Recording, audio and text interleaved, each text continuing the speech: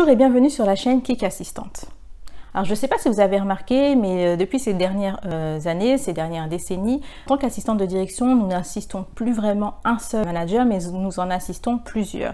Donc en général, ça peut aller donc entre 1 et ça peut aller jusqu'à 8 voire plus pour des assistantes d'équipe. En général, l'assistante de direction assistera les membres du comité et ça peut aller jusqu'à 5 personnes environ. Pour ma part, actuellement j'en assiste 2 et je peux vous dire que c'est largement suffisant. C'est la raison pour laquelle aujourd'hui j'ai voulu partager avec vous quelques astuces sur comment gérer plusieurs agendas à la perfection. Donc j'insiste vraiment sur à la perfection parce que la gestion d'agenda est la tâche prioritaire pour une assistante de direction. En effet, lorsque vous gérez un agenda, vous ne pouvez pas vous permettre de faire des erreurs. Alors des erreurs, ça arrive, mais il ne faudrait pas qu'elles se répètent sur le long terme. Alors vous me direz, quand on gère un agenda, c'est déjà assez difficile d'être très méticuleuse et d'éviter de faire des erreurs, parce que les erreurs arrivent malheureusement.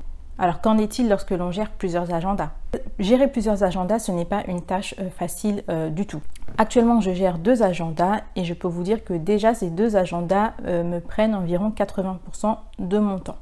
Tout simplement parce qu'il faut que je sois très dans le détail.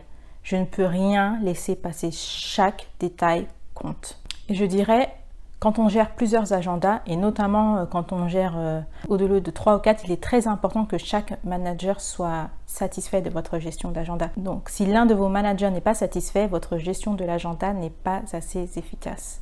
Alors bien sûr, si vous gérez 4 personnes, vous ne serez jamais vraiment dans le détail pour chaque personne. C'est physiquement très difficile à faire.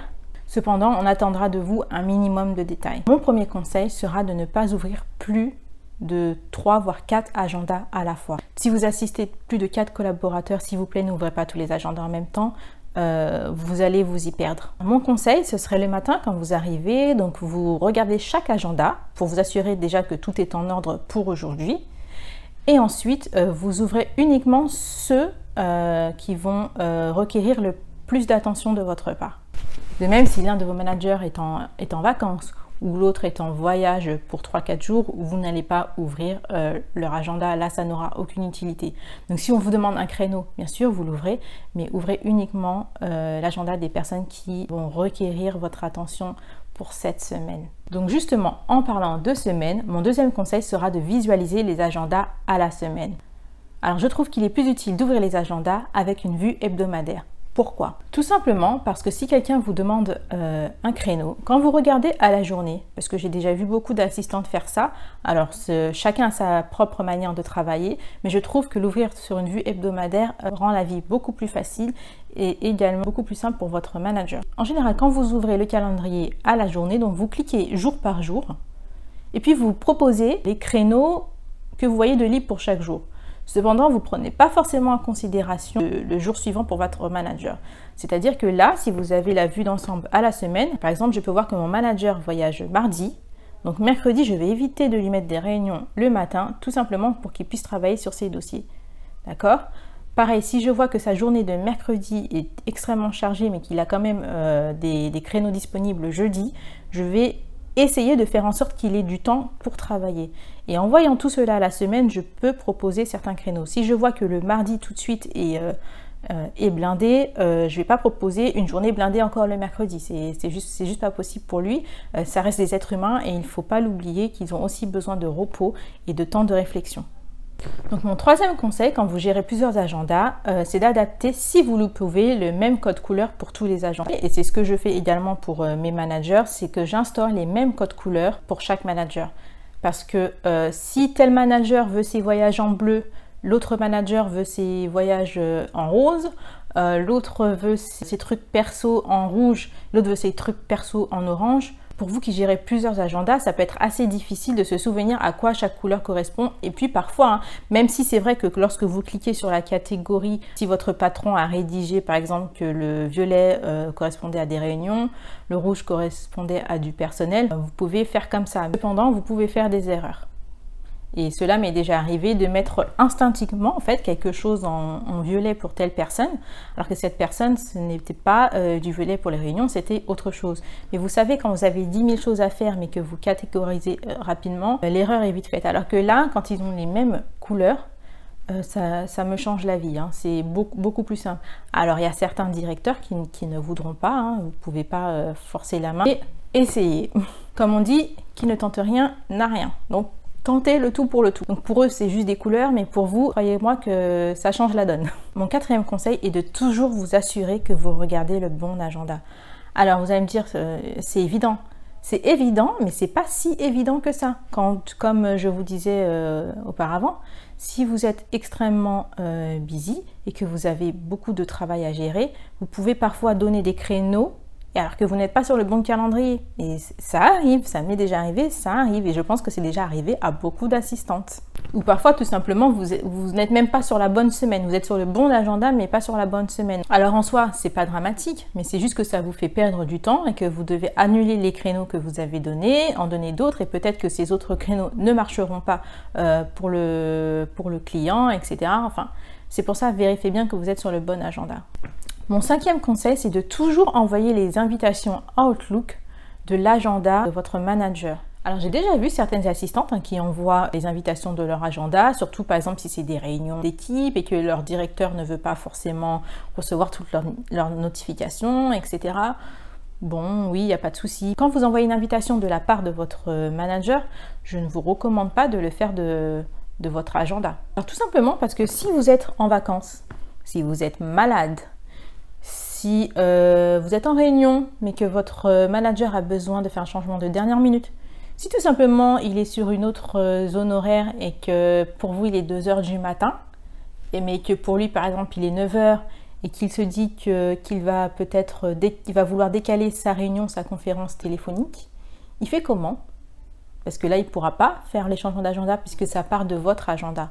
Donc au fait, envoyer les invitations de votre agenda, on n'y pense pas forcément, mais ça peut être une grosse perte de temps, hein, souvent.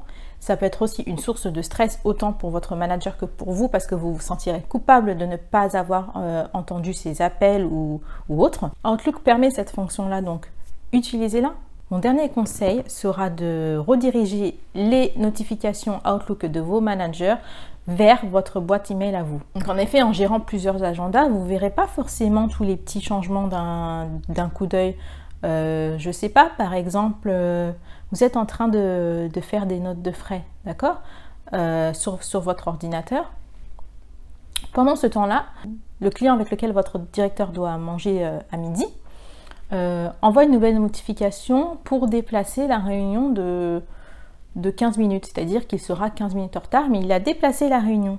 Donc vous êtes en train de faire vos petites notes de frais, mais cependant, comme vous n'avez pas les notifications, vous n'avez pas vu le changement. Et votre patron ne regarde pas forcément toujours son portable, et qu'est-ce qu'il va faire? Il va partir 15 minutes plus tôt pour son déjeuner. Enfin, il partira à l'heure qu'ils avaient convenu, mais c'est 15 minutes durant lesquelles il aurait pu faire autre chose. Il aurait pu faire des choses personnelles, parler à un membre de l'équipe ou faire autre chose. Donc, le temps, comme on dit, le temps c'est de l'argent. Et le temps pour nos managers est très important. Pour eux, chaque minute compte.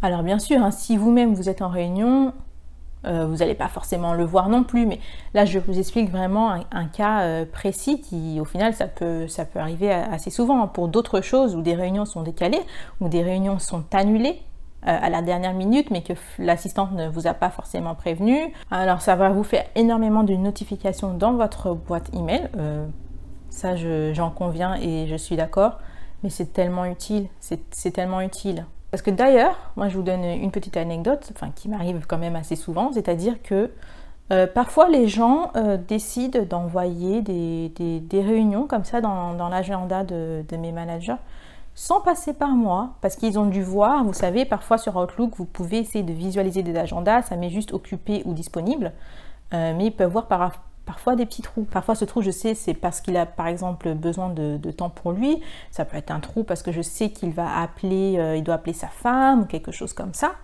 Mais les gens ne me demandent pas. Et grâce aux notifications, je peux voir tout de suite ce qui a été envoyé dans son agenda. Et si je vois s'il y a des clashs ou...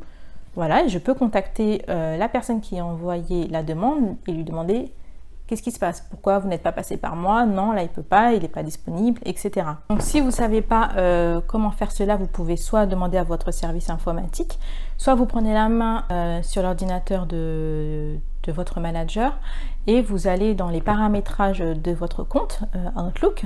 Ensuite, vous allez dans l'accès délégué.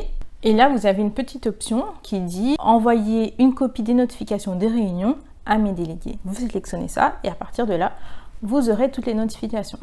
Donc tous ces conseils que je vous ai donnés, ce sont des techniques que moi j'applique au quotidien depuis des années et qui fonctionnent très bien.